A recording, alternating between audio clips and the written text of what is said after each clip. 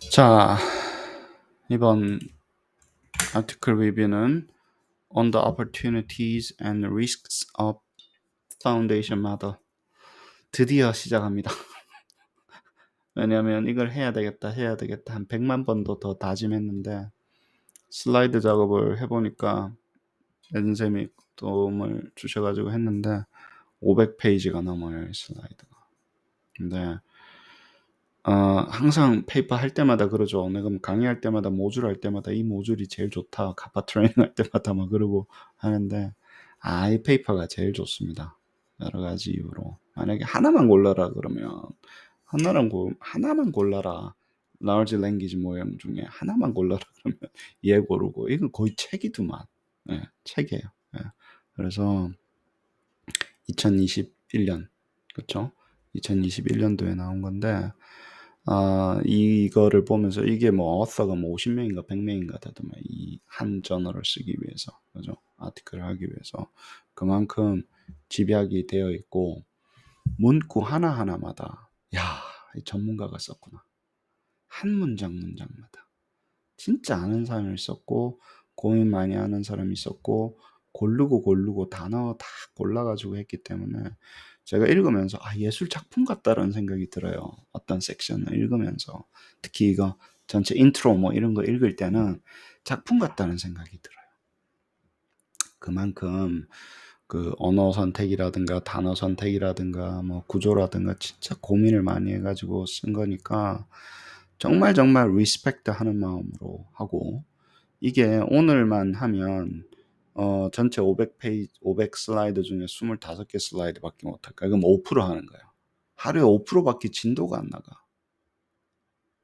천천히 하면 또 1시간짜리를 안 하고 한 30분 정도로 생각을 하고 있거든요.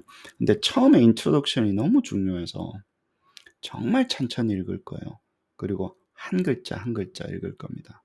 그래가지고 하고 나머지 이 전체를 다 하지는 않을 거니까 이 전체 중에 한 3분의 1 정도 챕터를 고를 거예요. 여기서 나와 있는 챕터 중에서. 그러면 그 챕터는 이제 나중에 한 챕터씩은 거의 한번 리뷰하는 세션으로 넘어갈 텐데 그만큼 중요합니다. 그리고 처음에 힘있게 나가기 때문에 굉장히 뛰어난 겁니다. abstract 한번 읽어봅시다. abstract, AI, 그쵸?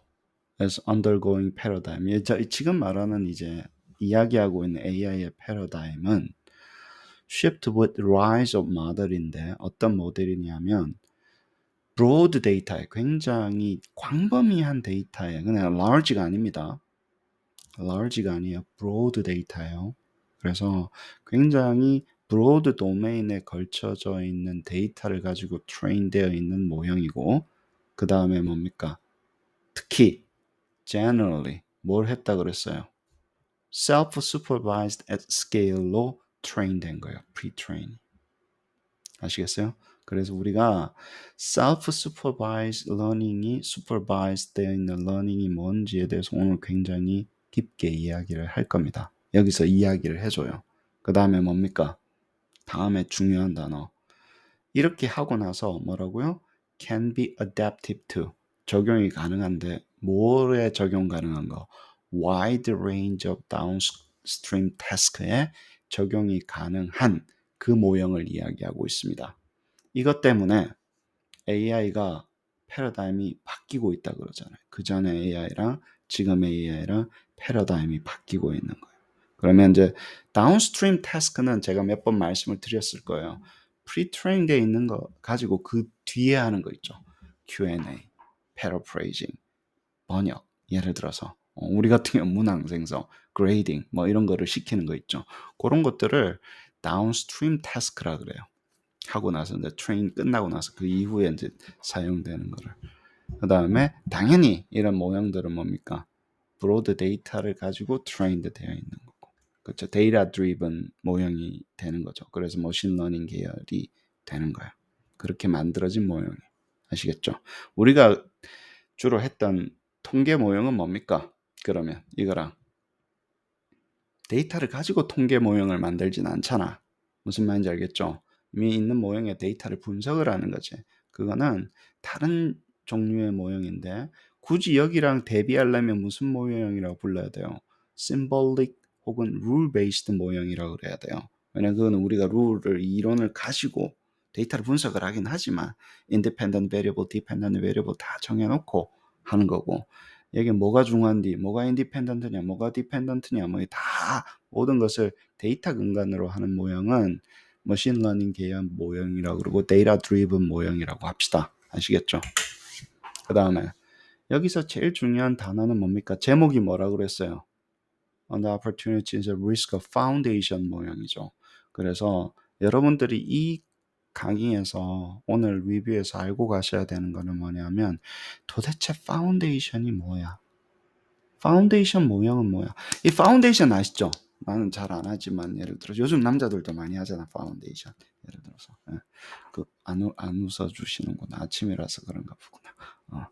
여러분은 센스 오브 휴머가 진짜 부족한 것 같아요. 아무튼 그 파운데이션 모형이 뭔지에 대해서 오늘 제대로 알아서 이제 리터처를 쓸 때마다 파운데이션 모형, 그리고 제가 주장하는 거는 뭡니까? Generative Artificial Intelligence Foundation System 이라고 하는 거를 두 개를 구분하기 시작하는 거예요. Large Language Model as a Foundation 모형하고, 예를 들어서 Large Language Model as General Artificial Intelligence Foundation System하고 그 차이가 뭔지에 대해서 오늘 종지부를 찍자고 내가 계속 이야기를 하고 있는데, 그렇죠? 그러면 이게 뭐냐면 underscore critically central yet incomplete 캐릭터를 가지고 있는 것을 critically central 하다라는 거예요. 그렇죠? 하지만 아직은 뭐예요? incomplete. incomplete 캐릭터라는 게 뭐예요? 어떤 캐릭터가 아직 안 잡히는 거예요. 아시겠죠? incomplete한 캐릭터를 가지고 있고 하는 걸 underscore 해보고 싶다라는 거예요. 하기 위한. 그리고 여기는 뭐냐면 이게 어떤 기회를 주는지, 이 large language model이 파운데이션 됐을 때 어떤 기회를 주는지, 그리고 어떤 리스크가 있는지 다양한 capability, language, reasoning, human interaction, roboting 이런 것들하고 비전하고, 그 다음에 이런 것들 할 거예요. 우리 reasoning하고 human interaction 섹션을 우리가 읽을 거고, 또 application은 그 technical principle은 뭐가 되는 건지, training, data, system, security, evaluation, theory 여러분 중에 다 하나씩 읽을 거예요. 다 읽어드릴 수 있지는 않지만 요중에 대부분 읽고, 특히 헬스케어랑 에듀케이션 애플리케이션 깊게 읽을 겁니다. 저희가. 왜? 우리가 하는 일이니까. 아시겠죠? 이걸 에듀케이션을 사용할 때, 헬스케어에서 사용할 때, 로우는 왜 들어갔습니까? 왜냐면 이 중간에 로우가 헬스케어 할 때 많이 필요하기 때문에 로우도 이야기를 할 거예요. 그리고 또 뭡니까? 소셜 임팩트도 이야기할 겁니다. 그 중에서 우리가 미스유즈하는 거 inequity랑 legal and ethical consideration을 우리가 같이 읽을 거예요. 저는 이거 읽으면서 patient 하기로 했어요. 이 페이퍼는, 이 저널은. 왜냐하면 러시에서 나중에 다시 돌아와야지 안 돌아오게 되더라고. 잘 안 돌아오게 되더라고. 나중에 읽을게요. 뭘 나중에 읽어. 예를 들어서 천천히라도 해서 따박따박 정확하게 읽는 게 중요하다고 생각해요. 이거는 진짜, 그러니까 여러분이 앞으로 강의를 하든지 이걸로 먹고 살든지 컨설팅을 하든지 페이퍼를 쓰든지 아마 여기서 사이테이션이 한 50% 정도 나온다고 보시면 돼요. 라지 랭귀지 모형할 때는. 아시겠죠? 그리고 나머지는 뭐 스파크도 읽었고 뭐 퓨샷 러닝 읽었지만 그거는 어떻게 보면 여기에 아류에 불과합니다. 이거를 이제 스페시픽한 GPT라든가 뭐 GPT-4를 썼다라는 거에 대한 거 불과하지, 여기서 아이디어는 대부분 다 나옵니다. 그래서 오늘 여기서 두 가지에 대한 게 있는데, 이렇게 하면 자 그러죠. 파운데이션은 뭐라고요? based on 뭐라고요? deep learning, 스탠다드 deep learning 모형을 가지고 만들었다. 그렇죠? 러닝, 머신 러닝 중에서 딥 러닝하고 스탠다드 한 것 있는데, 그 다음에 뭡니까? 트랜스퍼 러닝에 대해서 이야기를 할 겁니다. 전이에 대해서, 전이 학습에 대해서 이야기를 할 거고, 그 다음에 their scale이 result in, scale이 result in이라고 그랬어요. 뭡니까? 이게 스케일이 커지면서 new emergent capability가 생겼다라는 거야. emergent capability가 생겼다라는 거는 뭐냐면 생각지도 못했던 가능성들이 열리기 시작했다라는 거예요. 그리고 emergent라고 이야기를 예, 아무튼 new capability가 열렸고 그 다음에 그것들이 effective 하더라는 거예요. so many task에 대해서. so many task에서 effective 하니까 이것들이 뭘 했다고요? 진짜 이런 것들이 새로운 능력이 생기고 굉장히 effective해지니까 incentivized homogenization이라고 저도 사실은 이거 읽으면서 처음 써보는 단어인데 예를 들어서 우리는 standardization이라는 용어를 많이 씁니다. centrally standardization 이런 용어를 많이 써요. 중앙 집중화를 시켜버리는 거예요. 그래서 통일을 시켜버리는 거예요. 근데 이 이야기는 뭐냐 하면 잘 보세요.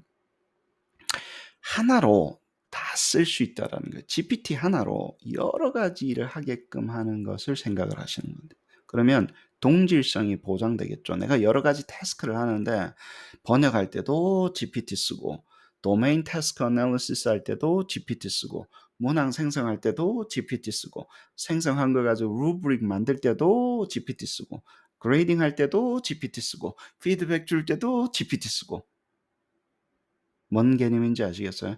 하나를 놓고 굉장히 많은 태스크를 위에 갖다 올리잖아요. 저희가 어세스먼트 할 때만 해도 어댑티브 러닝만 할 때마도. 그러면 호모지나이제이션이 되겠죠. 하나로 통일이 되잖아요. GPT 하나 가지고 내가 굉장히 많은 애플리케이션을 만들고 다양한 과제를 수행하게 되면 장점도 있고 단점도 있다는 거예요. 근데 이거는 그러면 이제 파운데이션 모형이라고 쓰는 것과 호모지나이제이션이 연결이 되죠. 두 개의 개념이. 그죠? 근데 그렇기 때문에 장점도 있고 위험도 하다는 거예요. Clear understand how they works.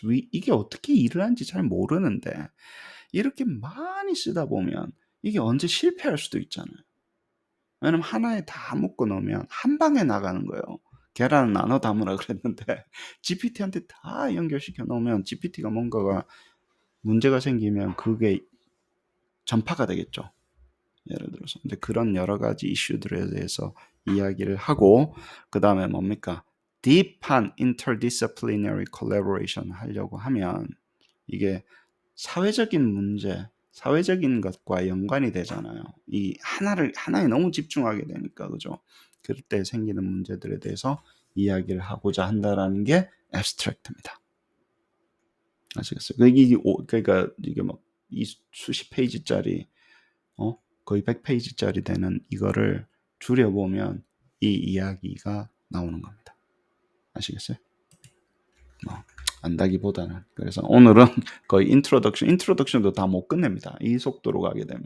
근데 해보자고. 천천히 해보자고.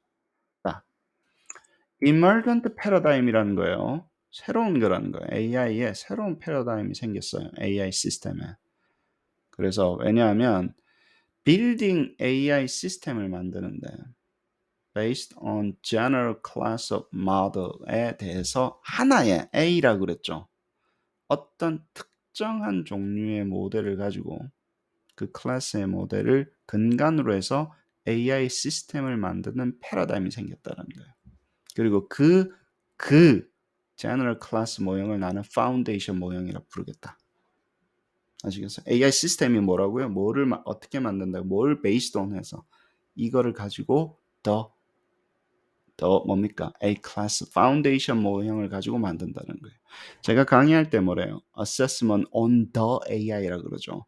Research on the AI라고 그러죠. 그 the AI가 이 친구를 이야기하고 있는 거예요. 파운데이션 모형으로 써서 우리가 뭐예요? 그 위에 올린다라는 용어를 씁니다. 그 위에 다양한 리서치가 됐든 비즈니스가 됐든 어세스먼트가 됐든 그 위에 올린다라는 개념이에요. 아시겠어요?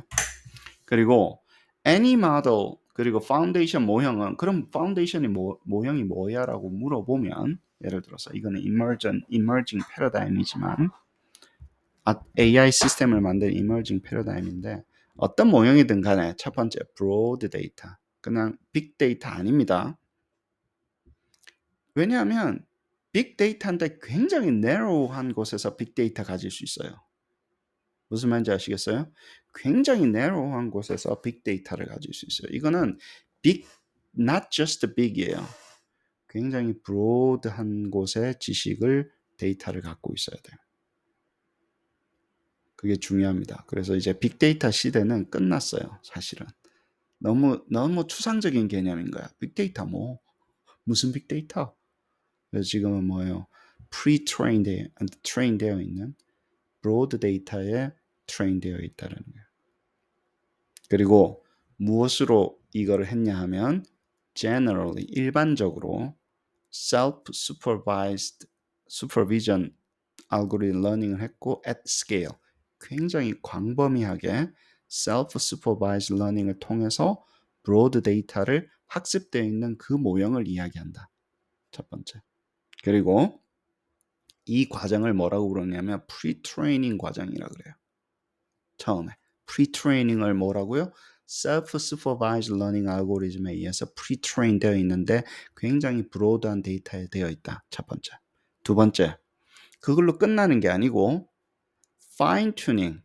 이제는 supervised learning이거나 우리 배웠죠. 그 뭡니까? 강화학습, reinforcement learning을 통해 가지고 한 번 더 교육이 된 거예요. 두세 번 교육이 더 된 거예요. 그거는 뭐예요?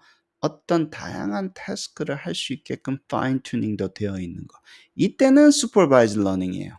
이때는 아시겠어요? 이때는 supervised learning을 쓰고 그 다음에 강화학습을 했지만 human feedback 그 저기 뭐냐 카운팅 하는 거 있죠. 예, 그것은 강화학습인데 강화학습을 통해 가지고 팔러시를 만들어서 다시 사실은 뭡니까?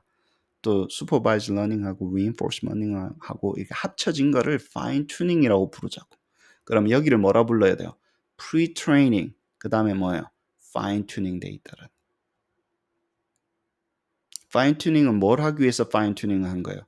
다양한 작업들을 하기 위해서 fine tuning이 돼 있어. 그 작업들에 대한 fine tuning이 제일 먼저 했던 fine tuning이 뭐예요? Q&A. 이렇게 물어보면 대답을 잘해야 돼. 그래서 GPT가 굉장히 대답을 잘해요. 대충 물어봐도 대답 잘하죠. 그래서 Q&A는 fine tuning이 되어 있어요. paraphrasing, fine tuning이 되어 있어요. paraphrasing이 잘 되게끔 fine tuning이 되어 있어요. 이미 번역, fine tuning이 되어 있어요. 왜냐하면 기본적으로 번역을 잘하고 이것도 잘하고 이것도 잘하고 돼 있어요. 그 다음에 제일 중요한 fine tuning이 뭐였었어요? Human Instruct GPT 할 때 뭐예요? 내 말을 잘 알아면 내가 시킨 대로 좀 그대로 해라. 아시겠죠? 그것도 fine tuning이 된 거예요. 그러니까 시키는 대로 잘하잖아. 여러분들은 시키는 대로 잘 파인 튜닝이 안 돼 있는 거예요. 그래서 마음대로 하시는 거예요. 아시겠죠? 그 여러분 사람이잖아. 내가 어떻게 파인 튜닝을 하나? 그냥 그러고 사세요. 예를 들어서. 네? 근데 GPT는 파인 튜닝을 하면 말을 잘 알아먹게끔 파인 튜닝이 돼 있다. 진짜 사람도 파인 튜닝 하고 싶다. 그렇게 만들어진 것들이 뭐라고요? BERT, GPT-3, 클립 어쩌고 나와 있는 소위 말하는 우리가 이야기하는 트랜스포머 계열 그 large language 모형이라고 하는 것들이 요 파운데이션 모형이 된 거예요.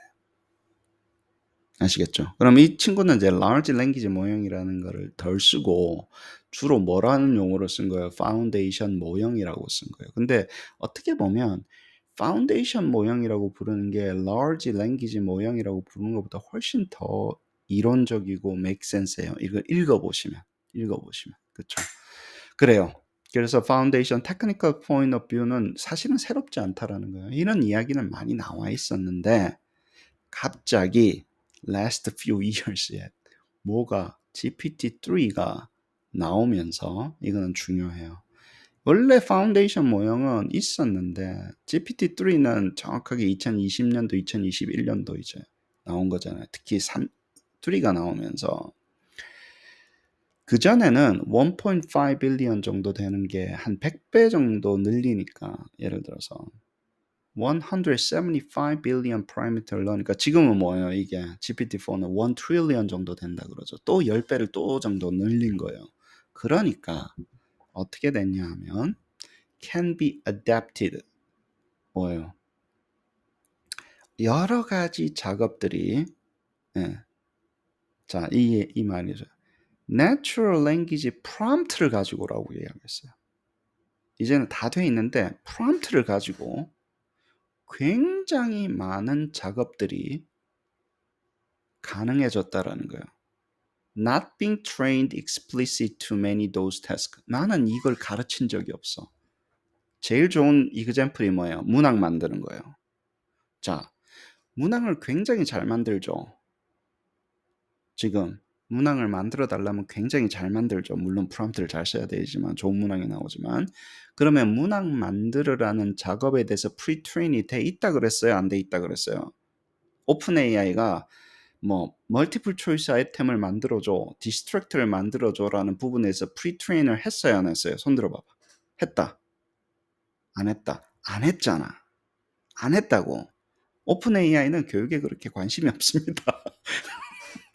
그런 거 안 해. 근데 잘하죠. 한 번도 explicitly 그런 작업을 하라고 한 적이 없는데 잘하잖아. 왜 이렇게 됐을까? 왜 이렇게 됐을까 되면 이걸 스케일을 크게 하니까 그렇더라고요. 그리고 그 작업을 시킬 수 있죠. 그런 굉장히 infinitely many 작업이 가능한 거예요, 이제. 그걸 뭘로 시킨다고요? Natural Language Prompt로 이제 시킬 수 있는 환경이 된 거예요. 그거는 pre-trained 돼 있다고 안 돼 있다고, fine tuning 할 때 넣었다고 안 넣었다고 그런 작업들에 대해서 안 했는데도 뭘 잘하니까 Natural Language Prompt를 잘하니까 so many task를 할 수 있는 가능성을 가지고 wide range of task. 이게 전체가 다 보여요, 안 보여요? wide range 어디까지 할 수 있는가가 보여요, 안 보여요? 안 보여요. 그거는 문서도 없어요. 찾아야 되는 거예요. 이걸 할 수 있나 없나. 그러니까 이 게임이 갑자기 그게 언제부터 시작됐다고? 2020년, 2021년부터 시작됐다고 이제 시작인 거예요. 3.0만 해도 제가 그렇죠. 요즘 뭐라 그럽니까? 3.5 옆에 3.5에 애착 있는 사람 있잖아요. 교수님 그렇게 부르지 마세요. 내 딸 아니라 그러니까 뭐 저랑은 친구예요. 막 이러는데 3.5랑 4.0이랑 너무너무 차이 나죠. 그렇죠? 그래서 어마어마한 일이 지금 벌어지고 있는 거예요. 여기서. 그러면 4.0이라고 보면 어때요? 갑자기 시간이 어떻게 돼요? 올 4월부터잖아. 3월 말에 나왔으니까. 그쵸? 5개월밖에 안 된 거예요. 4.0이 할 수 있는 capability는 5개월밖에 시간이 안 지났어요. 그러면 4.0만 이야기합시다. 4.0 3월 버전하고 4.0 6월 버전하고 4.0 8월 버전하고 다르지? 다르다고. 그러면 4.0 3월 버전에서 내가 테스트했던 사람하고 4.0 8월 버전에서 테스트했던 사람하고 다른 거예요. 그러니까 환장하는 거예요, 이게 지금. 그리고 똑같은 8월 버전이라고 칩시다. 여러분이 프롬프트를 잘 썼을 때하고 프롬프트를 띨띨하게 썼을 때하고 차이가 나야 안 나요? 나요. 그러면 도대체 8월 달에 나왔던 것도 1개월밖에 안 됐잖아, 이제. 그러면 프롬프트를 누가 그렇게 잘 쓰냐고. 그런 아이디어가 어디 있냐고. 이제 시작인 거예요, 이게. 시작인 거예요. 이 레인지는 어떻다고요? 시간이 지나면서 뭘 할 수 있냐, 없냐, 잘 되냐, 안 되냐는 계속 발전할 겁니다. 그러니까 지금 안 된다고, 내가 못한다고, 남도 못할 거라고 생각하면 안 돼요. 왜? 남은 나보다 프롬프트를 잘 할 수 있잖아. 프롬프팅을. 아시겠죠? 그리고 오늘 안 된다고, 내일 안 될지 모르는 거예요. 지금 오픈 AI는 우리가 집어넣고 있는 이 인풋을 다 데이터로 쓸 수 있는 구조를 가지고 있잖아. 그럼 시간이 지나면서 발전하지. 겸손의 시간이 다가옵니다. 얼만큼, 어느 만큼의 퀄리티가 높아질지 사실은 아무도 모르는 거예요. 아무도 모르는 거예요. 걷다가 뭐 연결되기 시작했습니까? 앱들이 연결되기 시작했죠. 플러긴들이. 그러면서 가능성이 더 높아졌어요. 안 높아졌어요? 그림 그려줘, 뭐 해줘, 소리 읽어줘, TTS 해줘, 뭐 어쩌저쩌. 얼마 전에 서 박사는 우리 운전하고 가면서 야, 그 TTS가 뭐 아니 저기 뭐 GPT가 말도 하냐 TTS가. 그때는 웃었지만 이젠 되잖아. 바로 연결되잖아요. 그럼 그 웃고 즐긴 지가 3개월 전인데 2개월 전인데 지금은 된다고. 갑자기. Advanced Data Analysis 나왔습니까? 안 나왔죠. 데이터 분석 되잖아 이제. 파이썬 라이브러리가 엔진이 다 올라왔잖아. 지금은. 그러면 옛날에 뭐 데이터 분석은 딴 데서 하고가 아니라 그 속에서 다 되죠. 무슨 데이터를 분석해? 지가 결정해주고 데이터를 어떻게 해석해줘? 지가 결정해주고 런을 하는 것도 뭡니까? 파이썬 엔진이 하잖아. 우리가 뭐 하는 일이 뭔데? 조심하셔야 됩니다. 그게 한 달 전에 나왔어. 코드 인터프리터가 한 달, 두 달 전에 나왔잖아요. 그리고 일주일 전에, 2주 전에 이름 바꿨잖아. Advanced Data Analysis로. 2주 전에 바꿨어. 환장합니다, 진짜. 세상이 얼마나 빨리 바뀌고 있는 건지. 그러면 Symbolic AI랑 통합되는 거라 그랬죠. Symbolic AI의 통합입니다, 그거는. 파이썬으로 대부분 다 할 수 있잖아. 룰 베이스 계산하는 거 있죠. Symbolic 계산은 파이썬으로 대부분 다 하잖아요. 그럼 끝났지. 이 친구 하나 앞에서 못하는 게 뭔지를 나한테 이야기를 해봐. 예를 들어서 대부분 다 합니다. 그래서 이 사람 뭐야? potentially harm 할 수도 있고 이게 poorly understood 돼 있으니까 좀 잘 알아보자라는 건데 잘 읽어보면 리스크가 있을 수도 있지만 opportunity를 충분히 이야기한 밸런스를 잡고 하는 이야기입니다.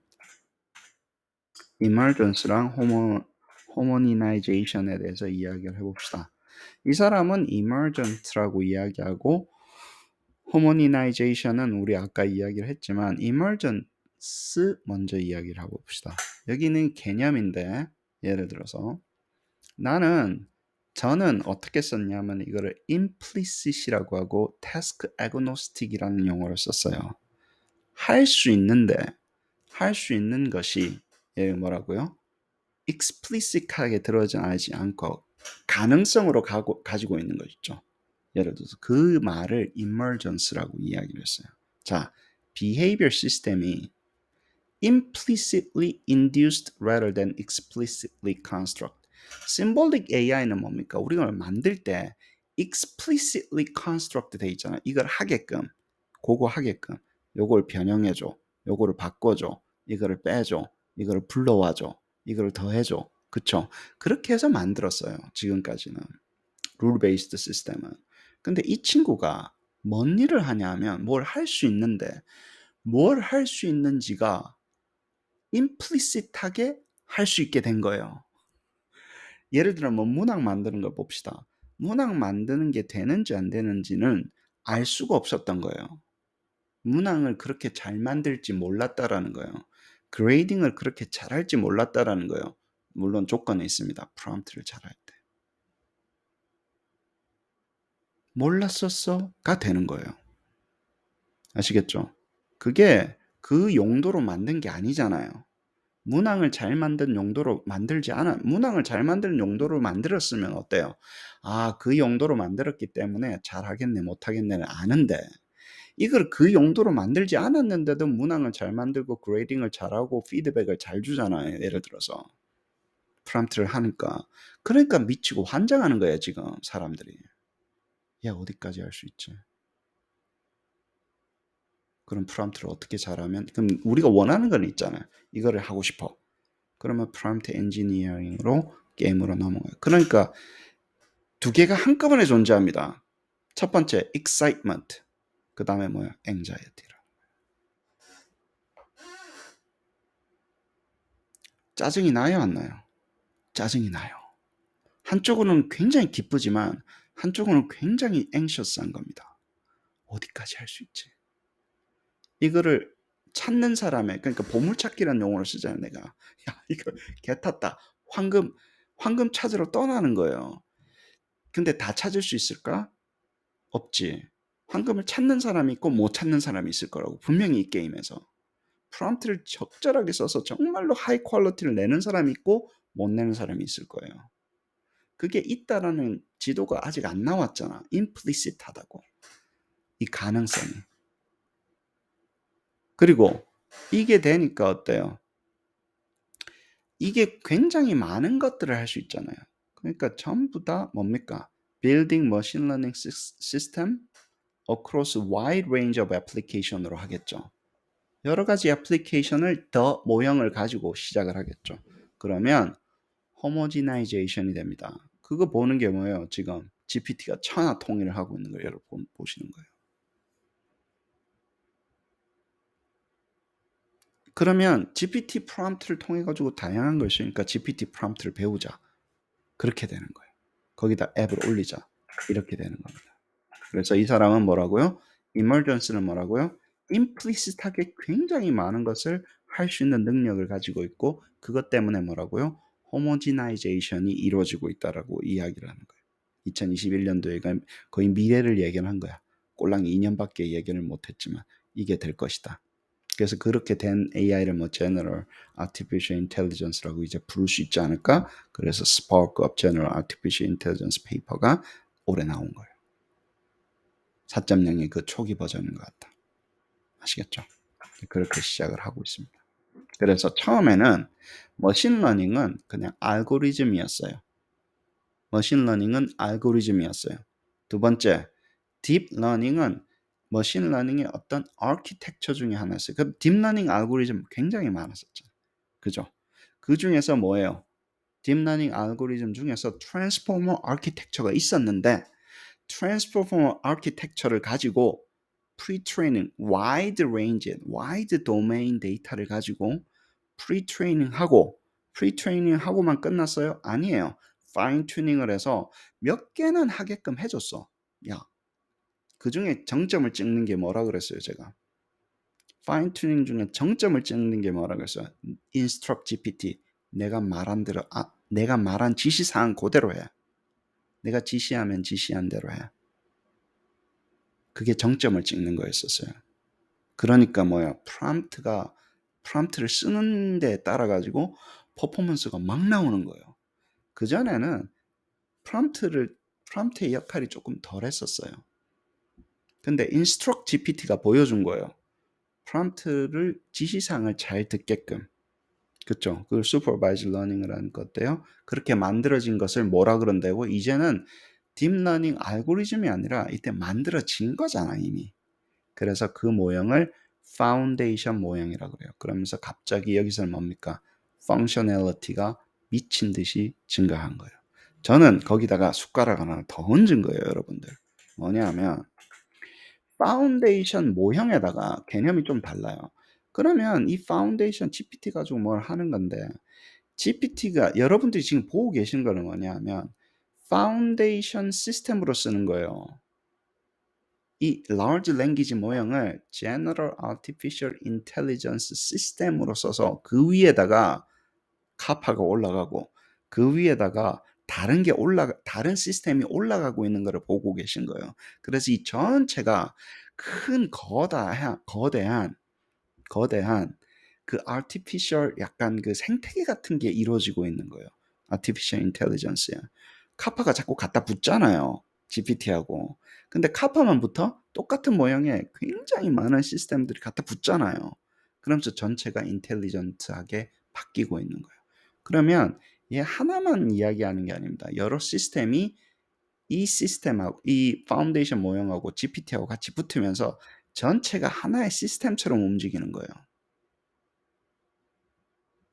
그 개념을 파운데이션 시스템이라고 합시다.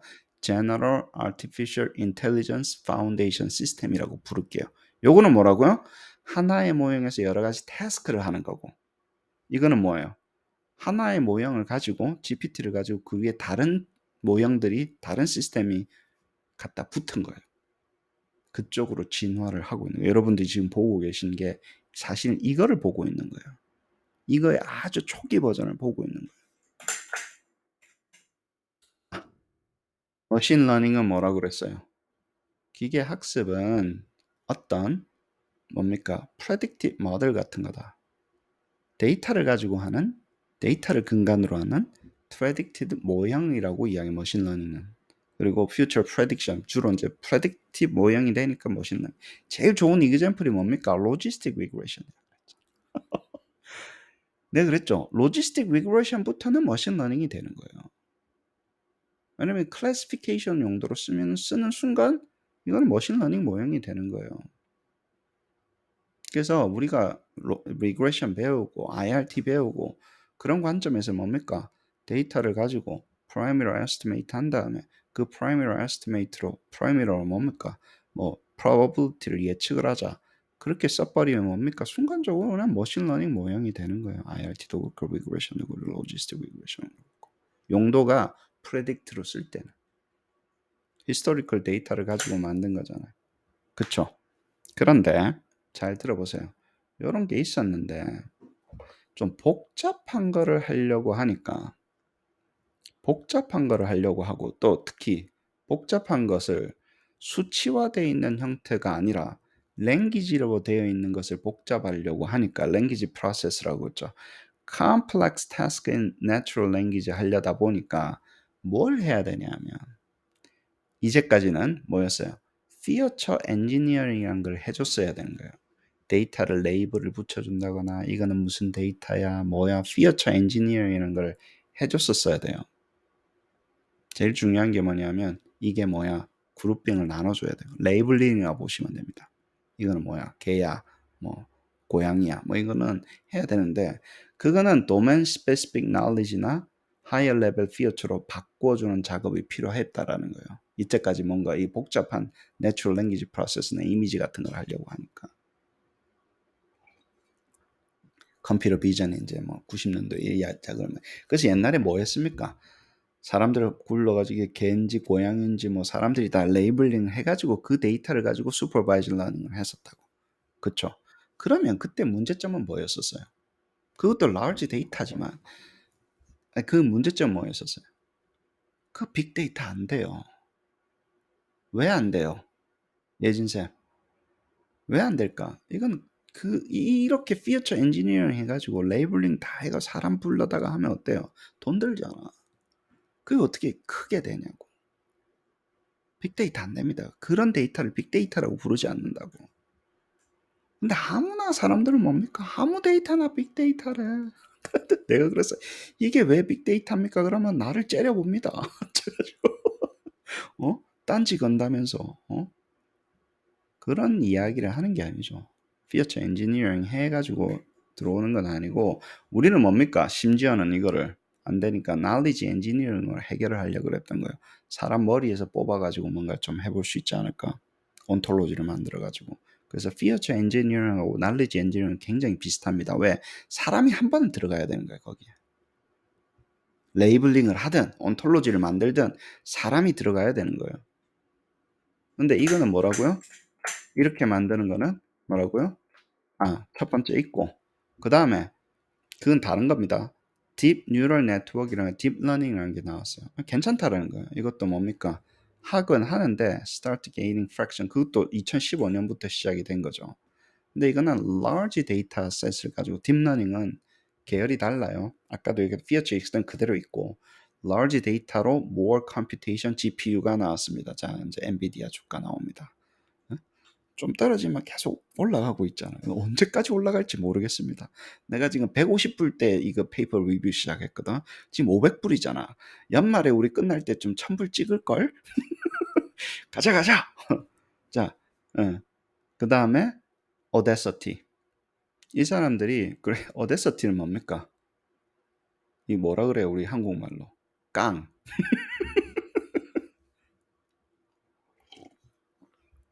굉장히 많은 걸로 가지고 진짜 다양하게 파격적인 것들을 많이 할 수 있다라는 거예요.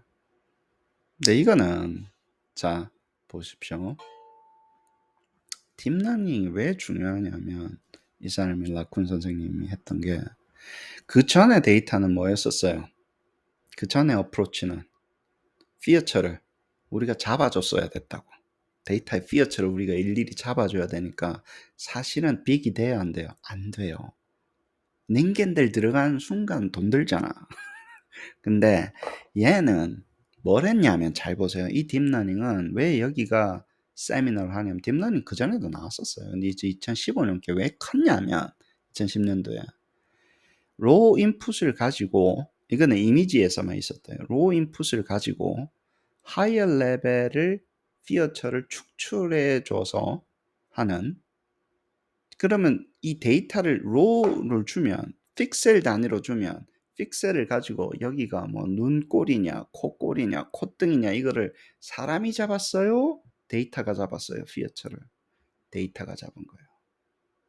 이 트레이닝 과정에서 피어처를 잡게끔 만든 거예요. 아시겠죠? 그러면 피어처 작업을 닌겐이 필요해요? 필요하지 않아요. 피어처 익스트랙션을 이제 기계가 하게 된 거예요. 근데 이거는 무언 데이터를 가지고 한 거예요. 비전 데이터였었어요. 그래서 사람들이 이야기할 때, 비전은 그렇다 쳐. 왜냐면 엣지가 있잖아, 여기. 음영도 있고 하니까 기계가 피어처를 자동적으로 잡는 그게 그럴만하네. 그리고 그걸 뭐라 그랬어요? 이런 프로세스를 representation learning이라고 그랬어요. 표상이라고 그래요. 표상 학습이라고 그래요. 피어처를 학습하는 거예요. 잘 들어보세요. 피어처를 중간에 잡아서 했기 때문에 피어처를 가지고 이제 노는 거예요. 레이어가 나뉘어지는 거예요. 피어처 익스트랙션을 뭐가 했다고요? 얘가 했고 그 피어처의 관계를 기계가 알게 하는 거 있죠.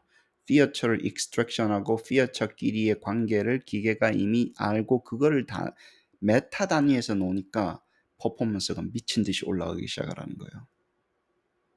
그러면 앞에 뭐가 붙어야 됩니까? 이 학습법은 뭐예요? 딥 뉴럴 네트워크에서 특히 라콘 선생님이 하신 게 뭡니까? 이게 knowledge representation learning을 기계가 한 거예요. 지식의 표상을 만들어서 이제 딜링을 하기 시작하는 거예요. 표상은 뭐라 그랬어요? 피어처와 피어처끼리의 관계가 스키매틱하게 정리가 된 것이라 그랬죠. 제가 그게 인터널 표상이 있고 외재적 표상이 있다 그랬죠. 그 표상 이야기가 표상학습이라는 게 나온 거예요. 지식의 표상학습이. 그럼 기계도 사람이 하듯이 knowledge representation을 만드는 단계로 넘어간 거예요. 이때. 근데 여기서는 단점이 뭐였었어요? 그리고 이 해보니까 뭡니까? 와, massive performance gain이 일어나더라. 더 좋은 거는 뭡니까, 사실은? 내가 사람 없이 하자. 데이터 밀어넣으니까, 그림을 밀어넣으니까 지가 표상 잡아가지고 하잖아요. 하이 레벨 피어처를 뭐라고요? 피어처 엔지니어링을 여기서 했던 피어처 엔지니어링이 뭐라고? 자동화된 거야. 그러면 할만해요. 뭐가 할만합니까? 그러면 사람이 중간에 개입을 안 해도 돼. 레이블링이고 뭐고 필요 없잖아. 밀어 넣으면 되잖아. 그래서 밀어 넣어서 이제 빅데이터 시대가 열린 거예요. 2010년도에. 10년도 근처에. 그래서 2010년도에서 2020년도까지는 뭐 쪽으로 발전을 한 거예요? 처음에. 딥 뉴럴 네트워크를 할 때 얘 때문에 그런 거야. 하이 레벨 피어처가 뭐라고요? emerge through training을 통해서 데이터 트레이닝을 통해서 나오게끔 알고리즘을 만들었는데 이게 일을 하네. 그러니까 레이블링 필요 없이 이미지는 할만했다라는 거예요. 그 다음에 사람들이 생각한 게 뭐냐면 잘 보세요. 야, 이 딥러닝이라는 게 그러면 같은 아키텍처로 굉장히 많은 애플리케이션을 할 수 있겠네. 그러면 이제 전이학습에 대해서 이야기를 합니다. 아니 한번 트레인 됐는데 또 다른 것도 할 수 있지 않을까? 그래서 그거를 슬슬 시도를 사람들이 했던 거예요. 그 다음에 처음에는 뭐였었어요? 아까 이야기했던 거는 이미지, 비전이었죠. 딥 뉴럴 네트워크인데 비전 쪽이었다고. 그러면 사람들이 뭘 했냐면 Natural Language Process, 언어 모형에도 그거 똑같이 적용하면 안 될까라고 사람들이 덤벼들기 시작했다라는 거예요. 아시겠죠? 그래서 이게 비전에서 시작했지만 exist beyond it이라는 거예요. 왜 비전에서만 돼? 언어에서 될 수 있지 않을까? 왜냐면 언어는 이제 사람의 지식을 건드리기 시작한 거예요. 비전은 약간 물리적인 거잖아. 이게 있냐 없냐 개냐 고양이냐 약간 이과적인 마인드고 언어를 건드리면 문과 사람들한테는 넘어오는 거예요. 사람들이 썼던 언어에 대해서 이제 알기 시작하는 거예요. 그래서 2018년도 끝날 때쯤에 그러니까 이제 19년도부터 시작된 거잖아. 이게 2018년 19년도 이 뉴스를 봤어요. seismic change가 일어났다고 사람들이 뉴스를 대대적으로 해서 나는 몰랐지. 그게 뭔지. 뭔지 몰랐는데 뭐냐면 natural language, 글도 글도 밀어 넣으니까 밀어 넣어서 transfer learning이 가능한 것 같은데 이 이제 transfer learning의 개념은 1998년도부터 나왔는데 이게 transfer learning이 되는 것 같아. 이쪽이 왜 그러냐? 왜 그런 이야기를 했냐면요. 보세요. knowledge learned from one task에서 했던 것이 한 과정 어떤 예를 들면 번역이라고 합시다. 번역을 하기 위해서 내가 NLP 딥러닝을 해놨는데 얘가 영어를 번역을 잘 시켜놓으니까 번역만 하고 되는 게 아니라 딴 일도 할 수 있을 것 같은 데가 자꾸 드러나기 시작했던 거 2019년도부터. 그거를 transfer learning이라고 transfer learning이 가능했다라고 보고 그래서 처음에 할 때는요. surrogate task를 트레이닝 시킵니다. 그래서 우리가 학위를 처음에 줄 때 번역해. 질문하면 답해. paraphrasing 해.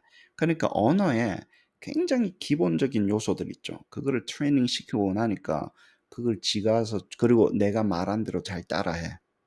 그 태스크는 뭐예요? 파인 튜닝이 했지만 파인 튜닝을 하긴 했어요. 근데 그것은 무슨 태스크였어요? 서로게이트 태스크였어요. 질문하고 답하는 걸로는 나는 만족하지 않아. 질문하고 답하고 패러프레이징도 잘하고 내가 말하는 대로 잘 알아먹고 그 다음에 뭐 파악하는 것도 잘해서 문항을 만들어. 문항을 만들려면 잘 보세요. 내가 말하는 것도 잘 알아들어야 되죠. 패러프레이징도 잘해야 되죠. 예를 들어서 왜냐면 변형을 시키니까 그 다음 질문하고 답하는 거를 잘해야 되잖아요. Q&A가 기본적으로 학습이 돼 있어야 되잖아요. 그 위에 문항을 만들거나 이게 올라가는 거예요. 그레이딩을 해. 피드백을 줘.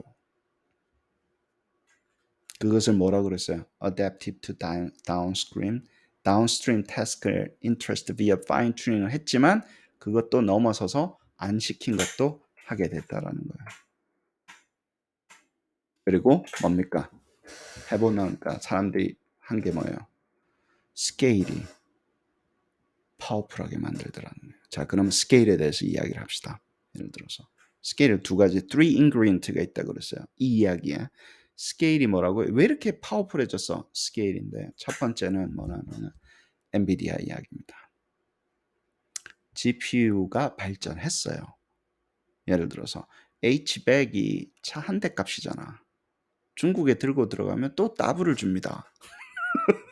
H100은 지금 뭐 HB200 이 이야기 아니야. 새로 나온 거. 그냥 H100, H100만 가지고도 뭡니까?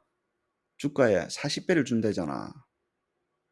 40배를 배팅을 해주는 거예요. 지금 엔비디아 주가가 H100 그 한 개만 가지고도 한 개 제품으로도 40배 정도는 예를 들어서 퍼가 나온다라는 거예요. 그러면 다른 것도 팔잖아 엔비디아가 예를 들어서 그거는 고려 안 해도 지금 주가가 높지가 않는 거예요.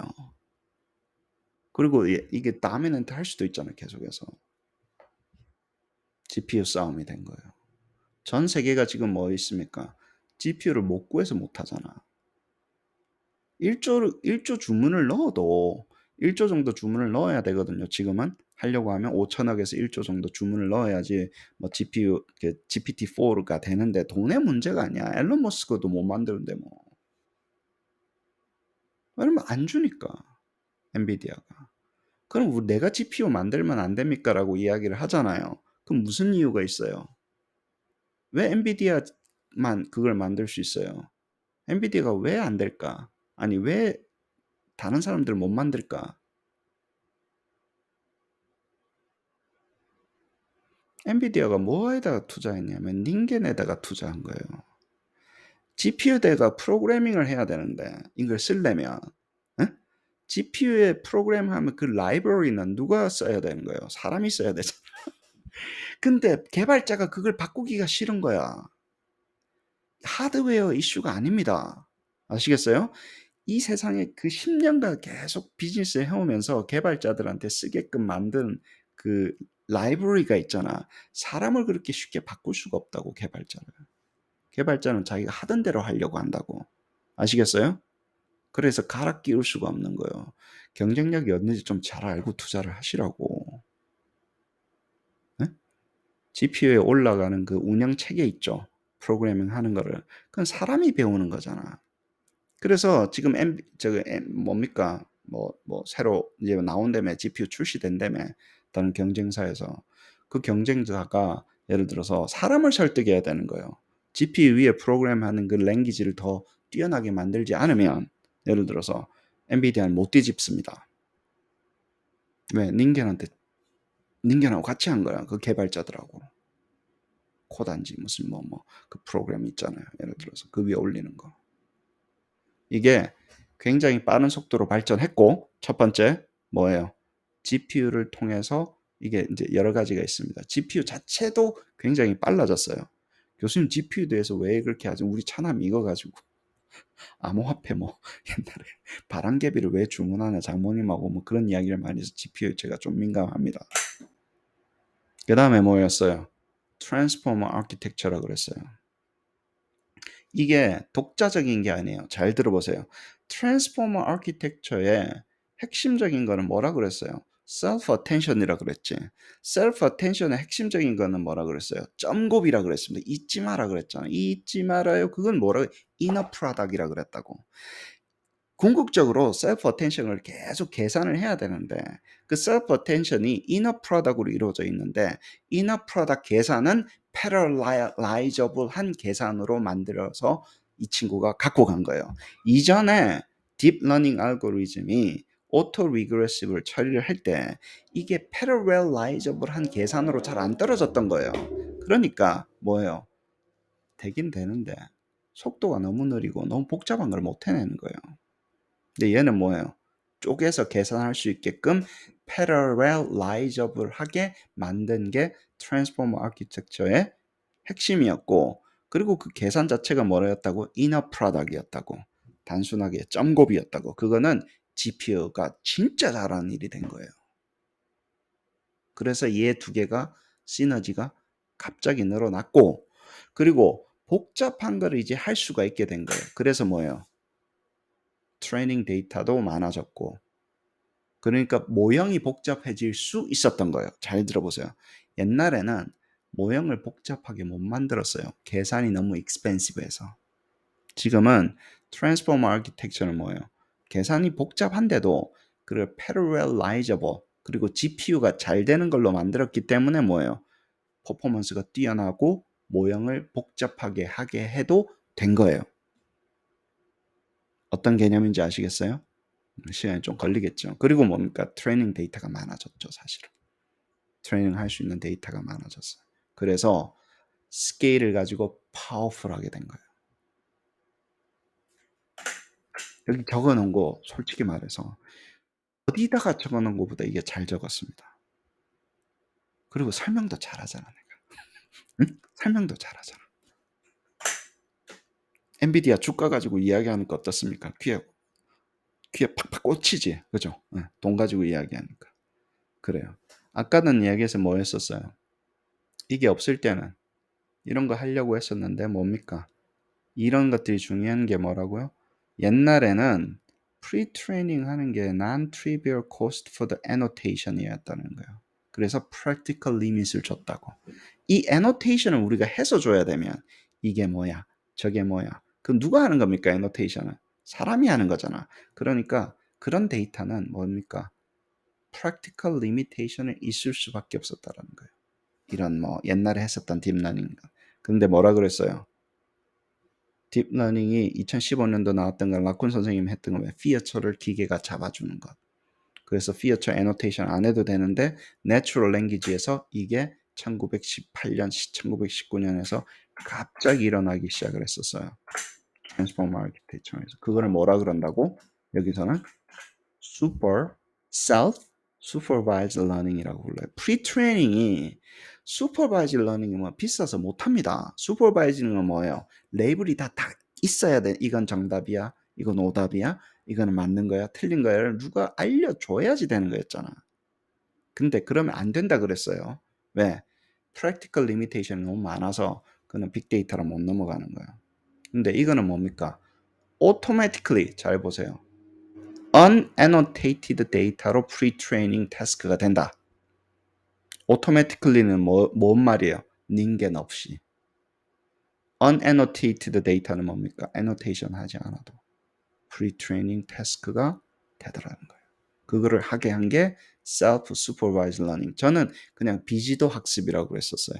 unsupervised learning 알고리즘이 미친 듯이 발전해서 갑자기 나와서 이게 와 인터넷에 있는 데이터 다 밀어 넣어도 돼. 그러니까 인터넷에 데이터가 있고 없고는 중요한 게 아니라니까. 그걸로 학습이 되냐 안 되냐가 중요한 거지 이 사람아. 그래서 거의 인터넷에 있는 단어 기준으로는 다 먹었다 그러잖아 이 친구가. 나와 있는 단어를 다 안 거예요. 관계를. 이 단어와 다른 단어 관계를. 인터넷에 나와 있는. 그 사람이 새롭게 단어를 만들지 않는 이상은 새로운 단어를 만들지 않는 이상은 예를 들어서 다 안다고 보는 거예요. 그 관계를 안다라는 게. 임베딩 되어 있는 걸 보자면. 그래서 첫 번째 버전이 뭡니까? 벌트가 나온 거예요. 이거 벌트를 그러니까 이건 벌트는 이제 구글 쪽 계열이잖아요. 예를 들어서. 그럼 벌트는 뭐냐면 그러면 도대체 교수님 self supervised learning 어떻게 한 겁니까? 잘 보세요.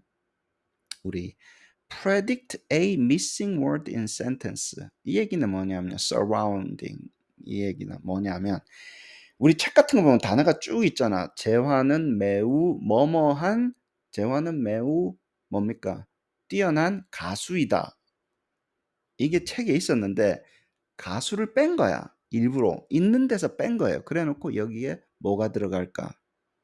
물어보면 어느 순간 갑자기 뭐 책이 뭘로 바뀌어요. 내가 그걸 하나 뺐잖아. 가수를 빼고 뭐 단어가 들어가는 게 제일 좋을까로 하면 답을 알고 있어요, 없어요? 책 속에서 답이 있어요. 그걸 뺐잖아. 그러면 질문을 만들었죠. 가장 뛰어난 가수이다. 예를 들어서. 그쵸? 그래서 일부러 그 단어를 빼고 나서 여기에 뭐가 들어갈지 맞춰봐. 그러면 답을 알고 있어요, 없어요? 기계가 알고 있는 거예요. 있는데 뺐잖아. 있는데 뺐잖아. 그래서 좋은 교과서를 밀어 넣으면 그 중에 하나의 단어를 빼면 갑자기 뭐예요? 그거를 찾기 게임으로 해서 트레이닝이 가능한 거예요. 그럼 가수가 아니고 다른 거라 그러면 이야기하는 거 틀렸어. 답은 가수야. 그러면 맞추게끔 파라미터를 조절해. 갑자기 생각이 되는 거야. 그러면 책 자체를 집어넣어도 애노테이션이 따로 필요 없네. 왜냐면 책 속에서 질문과 답이 나오잖아. 뭘 하나 빼고 나서 물어보면 책 자체가 그럼 뭡니까? 거대한 뭐예요? 트레이닝 데이터가 되는 거예요. 피어처를 따로 안 잡아주는 거예요. 그래 놓고 그 핵심 단어가 다른 것과 어떤 probability가 있는지 임베딩인지 뭔지 해가지고 계산을 해내면 되잖아요. 그래서 이거는 잘 보세요. 그렇게 학습을 시킨다고? 그거는 뭡니까? Not only more scalable, but also 뭡니까? But only depending on unlabeling data 돼 있다라는 거예요. 이렇게 돼 있고. 그 다음에 뭡니까? They are designed to force model predict part of input. 야, 그러면 내가 뭐 비우기 하면 그래서 우리가 초반에 우리가 랭귀지 모형할 때 그 어세스먼트에 쓸 때 뭘로 썼었어요? 우리가 주로 클로즈 스타일로 썼다고. 비운데 찾으시오 하는 거 진짜 잘했잖아. 딱 비워가지고 이 중에 들어갈 말로 옳은 것은 그 우리 평가할 때 굉장히 많이 쓰잖아요. 그게 왜 그렇게 파퓰러 했냐 하면 이 랭귀지 모형은 unsupervising 트레이닝 시킬 때 그 스트럭처로 트레이닝을 시킨 거예요. 찾게끔 그 단어를 찾게끔 최적화돼 있잖아. 그래서 close style 빈 곳을 찾으시오. 그게 디폴트 세팅이 된 거예요. 이 바닥에서. 왜? 그렇게 프리 트레이닝을 시켰기 때문에. 그래 놓고 이제 선영쌤은 거기에 멈추지 않은 그건 답을 찾는 거잖아. 그래 놓고 뭡니까? 야, 그럼 오답도 잘해주냐? 지금 이제 물어보는 게 이제 그럼 뛰어난 오답. 근데 오답을 찾는 능력은 트레이닝 시킬 때의 능력이 아니고 추론을 하는 능력이잖아. 이 비슷하면서 다른 거 찾는 거잖아. 그러니까 사실은 다운스트림 그 뭡니까? 아까 했던 emergent 전이 학습이 일어나서 오답 만드는 능력이 늘어난 거예요. 아시겠어요? 근데 초반에 왜 이렇게 잘 찾냐? 비우면 잘 찾냐? 비우면 잘 찾는 그 행위를 통해서 프리 트레이닝이 일어났기 때문에 그래요. 아시겠죠? 그렇게 학습을 시킨 거야. 그러면 빵꾸 난 곳 있죠. 이것 중에 비우고 그 빵꾸 난 거 찾게끔 되어 있어요. 그러면 어떻게 해요? They are designed to force the predict 되고 그러면 뭡니까? Making them richer, potentially more useful 하다는 거야. Limited label space가 있어도 와 이렇게 되면 useful하지. 특히 뭡니까? 단어 찾기. 그러니까 GPT가 뭘 잘하냐면 쭉 쓰고 나서 다음 단어는 굉장히 잘 찾는 거. 이게 빈 거잖아. 그러니까 다음 단어 찾는 거를 너무너무 잘하는 거예요. 그다음에 거기서 멈추지 않았습니다. 워드 임베딩이 됐는데 이 얘기는 뭐냐 하면 워드 임베딩이라는 게 원래 이전부터 있었어요. 워드 임베딩을 이렇게 계산하는 거였잖아요. 그러면서 컨텍스트 속에서 단어를 찾는 거예요. 그러니까 쭉 서라운딩해서 워드 임베딩하고 스파크가 붙으면서 야 이런 말이면 이런 게 있으면 여기에 뭐가 들어가야 되는 게 굉장히 뛰어나게 된 거예요. 그 다음에 이건 또 다른 겁니다. 자, 워드 임베딩하고 프리트레이닝 되어 있는 거 셀프 슈퍼바이즈 러닝이죠. 그쵸? 그 다음에 하나가 더 있어요. 오토 리그레시브 랭귀지 모형이잖아요. 이 지금 랭귀지 모형은 뭡니까? 하나 나오고 나면 그 전에 나왔던 거하고 다 해서 다음번 또 계산하는 거고 하나가 나오고 나면 또 전에 거 나오는 거에서 또 계산하는 거예요. 그래서 여러분들이 지금 하고 있는 거 있죠. 적자가 계속 난다 그러잖아. GPU가. 왜 그러냐면 한 단어를 적을 때 토큰 하나가 뱉어질 때마다 계산을 계속 하는 거예요. 다시 하고 다시 하고. 다시 셀프 어텐션 메커니즘 다시 돌려 가지고 또 계산하고 또 계산하는 거예요. 그러니까 퍼포먼스를 뛰어나는데 굉장히 익스펜시브합니다. 굉장히 익스펜시브한 거예요. 느리고 아직까지는. 저희 뭐 GPT API 설정하니까 어때요? 여러 번 해보니까 하다가 뭐 조금만 길어지면 안 나오잖아. 에러 나고 30초 넘으면 끊어지고 난리가 납니다. 우리가 원하는 게 굉장히 복잡하거든. 문항 막 20개 만들어 이러니까 30초가 넘어가면 그냥 끊어버리는 거예요, 얘가. 그럼 에러가 계속 나는 거예요. 그래서 사실 문항을 그렇게 무식하게 10개, 20개는 못 만듭니다. 시간이 초과가 돼가지고. 여러 가지가 있어서 아무튼 오토 리그레시브 랭귀지 모형에 워드 임베딩하고 같이 스파크가 붙으면서 얘네들이 이 전체를 처리해주는 셀프 슈퍼바이즈 러닝이 되어 있는데 핵심은 뭐라고요? 얘가 자동적으로 된다라는 거예요. 자동적으로 학습이 이루어진다는 거예요. 사람이 개입해요, 안 해요? 안 해요. 그냥 좋은 양질의 뭐예요? 책만 밀어 넣으면 옳은 것으로 구성되어 있는 거 있죠. 그러면 거의 옳게 대답을 하는 거예요. 그래서 데이터의 퀄리티가 너무너무 중요한 거예요. garbage in, garbage out이에요. 햇소리를 많이 한 게 들어가면 뭐예요? 햇소리에 대해서 지가 학습이 돼가지고 햇소리를 하는 거예요. 예를 들어서. 그래서 이 지금 무슨 데이터를 어떻게 트레이닝 시켰냐가 굉장히 큰 이슈가 되는 거예요. 지금 뭡니까? 한국에 있는 모 회사가 뭐야? 뭐 블로그 긁어가지고 대충 사람들 잡담하는 거 집어넣었잖아. 그 잡담이 나오는 거야. 그 퀄리티가 떨어지니까 그거 많다고 좋은 거 아닙니다. 그리고 컨텍스트에서 그렇게 되면 모형이 뭡니까? represented word in context. 그래서 이 전체를 말하면 뭐라고 해요? contextualized language, natural language process라는 용어도 씁니다. 야, 컨텍스트를 진짜 잘해. 그 컨텍스트를 환경만 주면 컨텍스트만 잘 주면 정말로 맞는 말, 적절한 말을 주고 그 컨텍스트에 맞춰서 한다라는 거예요. 내가 차 가져와. 그럼 뭐예요? 컨텍스트를 알면 마시는 차를 이야기하는 건지 지금 자동차를 이야기하는 건지 컨텍스트만 주면 차 가져와 하면 잘 알아먹는 거예요. 냉견보다 낫다니까. 사람들은 더듬수를 놓습니다. 교수님 차 가져오라 그래서 제가 지금 차를 빼왔는데 그거 말고 마시는 차를 가져오라니까 이 사람아. 이런 일이 생기는 거예요. 어떻게 컨텍스트를 이해했는지 알겠죠? 왜냐면 학습 자체가 주위에 비우기 해가지고 probabilistic estimate 하도록 나왔기 때문에 그래요.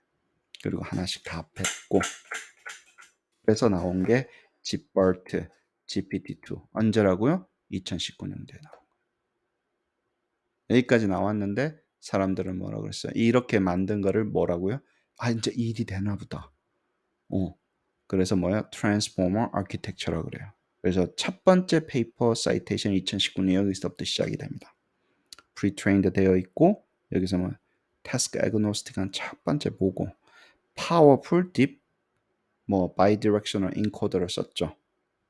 그래서 인코딩 할 때도 좋고 그 다음에 또 인코딩이 되게끔 이제 딥 뭐 파워풀해지기 시작했고 스케일업이 되기 시작했다라는 거예요. 스케일업은 뭐라 그랬어요? 여러 가지가 있습니다. 데이터의 스케일업도 되고 굉장히 많은 데이터를 밀어넣을 수 있게 된 거예요. 애노테이션 필요 없이. 그쵸? 그러면 있는 데이터 디지털라이징을 밀어넣을 수 있죠. 첫 번째. 그럼 스케일이 돼야 데이터가 스케일 됐죠. 두 번째, 모델도 스케일업이 돼요. 모델이 복잡해도 돼요. 왜? 옛날에는 모델이 복잡해지면 어떤다 그랬어요? 딥러닝 모형이 너무 복잡해지면 계산의 속도가 너무너무 느려서 프랙티컬하지 않았어요. 근데 트랜스포머 아키텍처는 뭐라 그랬어요? 점겁으로 떨어뜨렸다 그랬죠. 패러렐라이저블한 계산으로 떨어뜨렸다 그랬죠. 그러니까 모형이 복잡해져도 되는 거예요. 뭔 말인지 아시겠어요?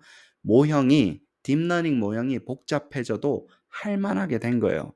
GPU로 해결이 어느 정도는 되니까. 첫 번째. 두 번째 뭐예요? 애노테이션이 필요 없는 그냥 텍스트 데이터를 밀어 넣어도 되잖아요. 그러니까 데이터셋을 가용한 데이터셋이 굉장히 많아지기 시작한 거예요. 두 개가 불붙은 거야. 거기다가 뭐예요? 안 가르쳤는데도 일을 하네 얘가. 이것도 할 수 있네. 저것도 할 수 있네. 가능한 태스크가 뭐예요? 미친 듯이 많아지고 그 다음에 그 태스크는 뭐에 대해서 결정된다 그랬어요. 가능한 뭘 할 수 있고 뭐 할 수 없고는 프롬프트에 대해서 대부분 결정되잖아요. 그럼 남은 게 뭡니까? 프롬프팅을 어떻게 잘할 건가? 가 남게 된 거예요. 그래서 self supervised learning이 뭐예요? large language 모형을 뭐 이전에는 self supervised learning이 어떤 한 종류였다는 거예요. a sub area였다는 거예요. 요즘 뭡니까? 셀프 슈퍼바이즈 러닝 없이는 말이 안 되는 거야. 셀프 슈퍼바이즈 러닝은 기본이 되는 거야, 이제. 야, 당연히 모든 것들은 트랜스포머 아키텍처를 가지고 이게 쉽게 되잖아요. 학습도 되는 거예요. 굉장히 물론 뭐 1조 정도 들어야 돼. 뭐 이거 트레이닝 비용하고 그래도 할 만하게 된 거예요. 그래서 이게 뭡니까? substrate. 그러니까 기본적으로 깔리는 게 기본이 된 근본이 돼 버린 거예요. 셀프 슈퍼바이즈 러닝. 저는 비지도 학습이라고 이야기하는데 이제 바꿀래. 비지도가 아니고 뭐예요? 스스로 하는 자습. 자습을 통해서 이 친구가 되니까 그 위에 자습도 뭐라고요? 굉장히 자습 끝나고 나니까 이제요. 안 가르치는 것도 하네.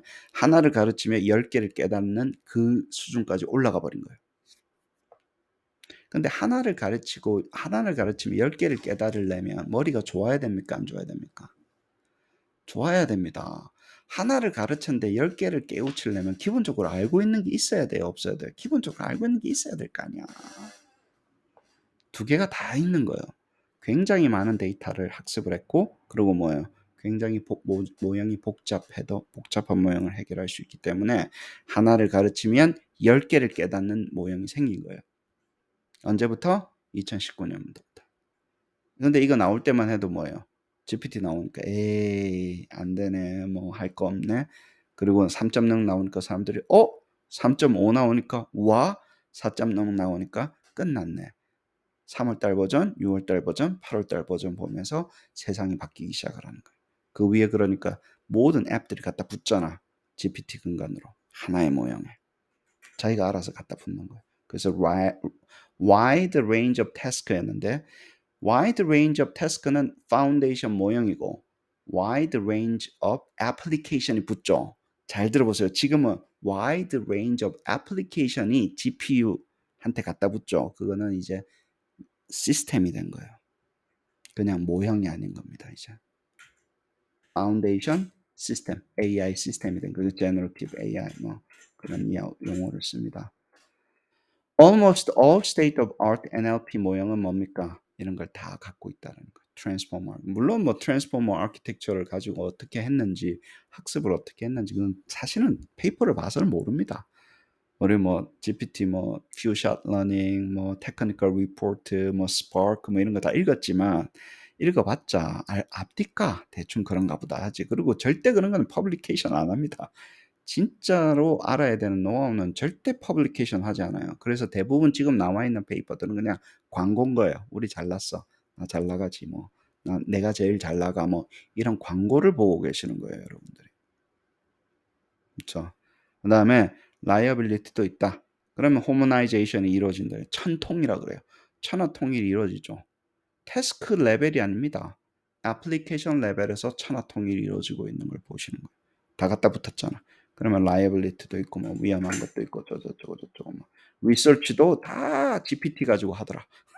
이런 거 가지고 하더라 이제. 리서치도 천하통일이 이루어지고 있고 뭡니까? 어프로치도 천하통일이 이루어지고 있고 도메인도 천하통일, 메디컬도 하고 스트럭처 데이터도 하고 전부 다 되고 있고 멀티모달 그림도 랭귀지 모형 가지고 하는 거 있죠. 뭐 그런 것들이 다 이루어지기 시작하더라. 그리고 다시 한번 더 이야기할게요. 왜 그렇다고요? Surprising emergence with scale 때문에 그렇다는 잊으시면 안 됩니다. 스케일이 갑자기 왜냐하면 3.0은 175 billion이고 그 전에 1.5 billion이었거든요. 저희가 그 GPT 뭡니까 우리 사이코메트리카 페이퍼 있죠. 아이템 제너레이션. 그거 뭘로 만들었다 그랬어요? 뭘로 만들었다 그랬어요? 2.0으로 된 거잖아요. 그렇죠? 사이코메트리카의 아이템 제너레이션 한 거 있잖아요. 네. 그때 2.0으로 만든 겁니다. 그래서 내가 보면서 결론이 뭐였었어요 그때? 이걸 뭐 하려고 쓰려고 이거를 그 쓸 게 없네. 그리고 그것도 스몰 모저 2.0에 GPT 2.0의 스몰 버전으로 쓴 거라고. 그러니까 그게 퍼포먼스가 안 뛰어났던 거예요. 프리트레이닝을 시켰다 하더라도. 예를 들어서 왜냐면 너무 작은 거였었어요. 근데 여기서 커진 거는 데이터가 커졌어요? 아니에요. 프리트레인드 데이터는 똑같은데 물론 뭐 3.0은 완전히 다른 데이터 가지고 했겠지 4.0하고. 그렇지만 뭐예요? 모델 사이즈가 굉장히 커졌잖아. 모델만 커진 거예요. 물론 GPU도 따라줘야 됩니다. 모델이 커지면 GPU 사이즈도 계속 따라줘야 돼요. 안 그러면 구동을 안 하니까. 뭔 말인지 아시겠죠?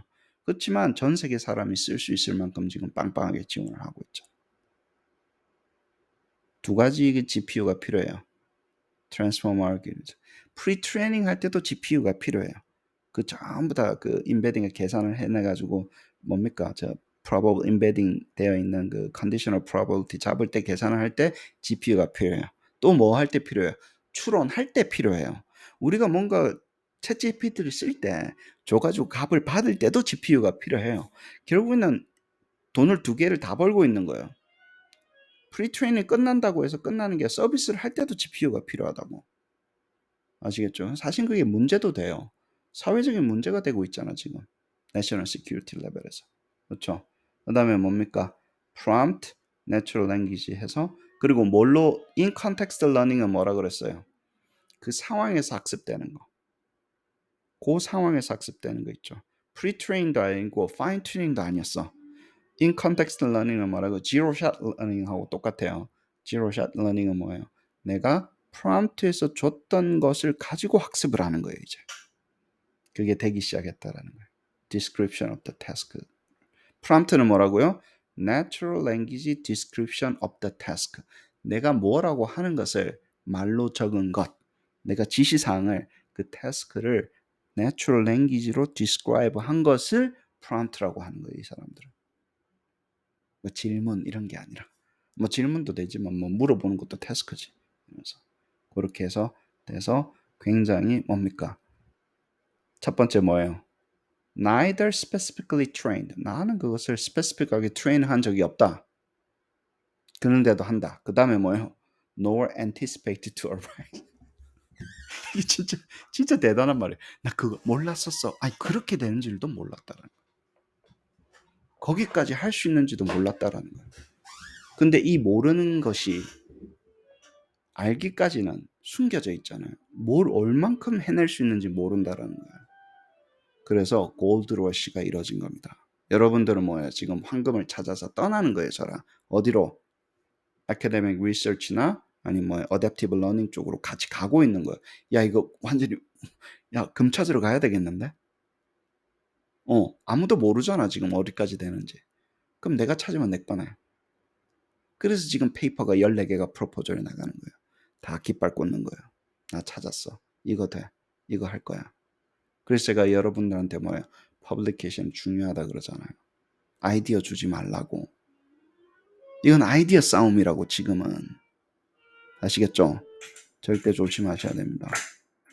여기는 태스크를 만들어요. 데이터를 가지고 만들어서 다양한 태스크를 해. 이걸 태스크 애그노스틱이라고도 이야기하는데 요 모형을 large language 모형을 파운데이션 모형이라고 부르자. 저는 한 단계 더 나갔다 그랬죠. 다양한 태스크가 아니라 다양한 뭐 애플리케이션이 이 위에 올라가게 하자. 그렇죠. 그러면 파운데이션 모형이 어디로 업그레이드 된 거예요? General Artificial Intelligence Foundation 모형 시스템이 되는 거죠. 전체를 다 합치면 시스템이 되는 거예요. 여기는 태스크고 오른쪽에는 뭐 애플리케이션 올라가, 카파 올라가고 뭐. 여러분 이런 거예요. 이 위에 뭐가 올라갑니까? GPT 위에 구글 다큐멘트 올라가서 그걸로 또 연동시켜서 카파 썼죠. 카파에서 나온 결과로 뭡니까? 또 GPT 안에 있는 다이어그램 가지고 그리죠. 이거는 태스크가 아니에요. 아시겠죠? 독자적인 애플리케이션들이잖아. 그것들이 다 갖다 붙잖아, 지금. 그리고 전체가 다 합쳐지니까 뭐예요? 굉장히 지능적이게 되죠. 그래서 이 개념을 뭐라고? 파운데이션 모형이 아니라 General Artificial Intelligence Foundation System. 얘를 파운데이션 시스템으로 쓴다고. 전체가 General Artificial Intelligence 시스템으로 넣고 다 연결되니까. 이거 어떻게 따라가? 얘가 힘이 센데. 대부분 다 자동화되고. 그쵸? 이 트렌드를 바꿀 수가 없는 거예요. 왜? 얘가 그 일을 하는 거예요. GPT 중앙에서. 그 다음에는 굉장히 많은 게 되는데 그 다음 뭐 이렇게 이야기합니다. 그런데 how to understand 하고 언제 failure 할지 모르니까 이런 이야기도 좀 해보자. 예를 들어서 aggressive 하게 되면 뭔가 리스크한 비즈니스가 있을 수도 있으니까 조심해서 쓰자 뭐 이런 얘기인데 그건 뭐 조심해서 씁시다. 그리고 내가 왜 파운데이션 모형이라고 이야기를 해야 되는지에 대해서 쭉 이야기를 하십니다. 근데 굉장히 설득 있는 이야기니까 네이밍은 그래서 뭡니까? 다시 한번 이야기할게요. 데이터를 만들어요. 데이터는 누가 만듭니까? 사람이 만든 거예요. 다 지식의 표상들이에요. 있는 데이터라는 거는 다 지식의 표상, 표, 그림, 인터넷, 이메일 이런 거 있잖아요. 전부 다 책, 뭐 인터넷에 쓴 거 이거를 뭐라고요? 데이터 큐레이션을 통해서 전부 다 중간에 한번 걸쳐 가지고 트레이닝을 시킨 거예요. 아시겠죠? 요거를 뭐라 그랬어요, 우리가? 그전에는 요렇게 트레이닝 시켜 가지고 오는 건데 엔지니어링 해서 집어 트레이닝을 시킨 다음에 그걸 가지고 다양한 형태로 어떤 일을 할 수 있게끔 만들고 그걸 가지고 디플로이를 해서 사람들을 보는 거예요. 여기가 이제 어댑테이션이니까 애플리케이션이 되겠죠. 아시겠어요? 다양한 애플리케이션을 가지고 사람들이 이제 쓰는 그런 형태로 넘어간 거예요. 카파는 이제 그 중에 하나가 되겠죠. 그렇습니다. 그 다음에 태스크 애그노스틱 모형이라는 건 좀 약하다. 태스크 애그노스틱이라는 개념은 좋지만 약해서 그냥 나는 파운데이션 모형이라고 쓸래. 태스크 애그노스틱이라는 개념은 따로 있지만 파운데이션 모형이 태스크 애그노스틱 하긴 하지만 태스크 애그노스틱 모형이라고 부르기엔 좀 약하니까 나는 그냥 파운데이션 모형이라고 쓸래. 그러면서 이름에 대해서 결론을 내고 있습니다. 저 이제 25페이지였습니다. 500페이지 중에. 근데 이 첫 25페이지가 예를 들어서 슬라이드 개념은 너무너무 중요했기 때문에 시간을 충분하게 썼습니다. 다음번엔 좀 빠르게 하겠지만 이거 다시 되풀이하고 싶지가 않아요. large language 모형이 뭐야? 파운데이션 모형이 뭐야? 도대체 이게 왜 일을 잘하는 거야? 예를 들어서 그래서 오늘 이거 한 거는 이게 종지부를 찍자고 태스크 애그노스틱은 왜 있는 거고 트랜스포머 아키텍처는 왜 중요한 거고 예를 들어서 왜 이렇게 스케일이 중요한 거고 스케일 때문에 파워풀하게 됐다는 게 뭔지 그 다음에 제가 주장하는 건 뭡니까? 당근 태스크 애그노스틱에서 한 단계 더 넘어가고 있다고 지금은. 전체가 애플리케이션 이제 갖다 붙기 시작했잖아요. 그러면 General Intelligence, Artificial Intelligence 시스템이 구축되고 있는 걸 여러분들이 보고 계시는 거예요. 그게 몇 개월 안 돼 있는 굉장히 초기 버전을 여러분들이 보고 계시는 거예요. 아시겠죠? 다음번에는 조금 강론으로 가서 건너뛸 거는 건너뛰고 계속 리터처 리뷰하도록 하겠습니다. 감사합니다.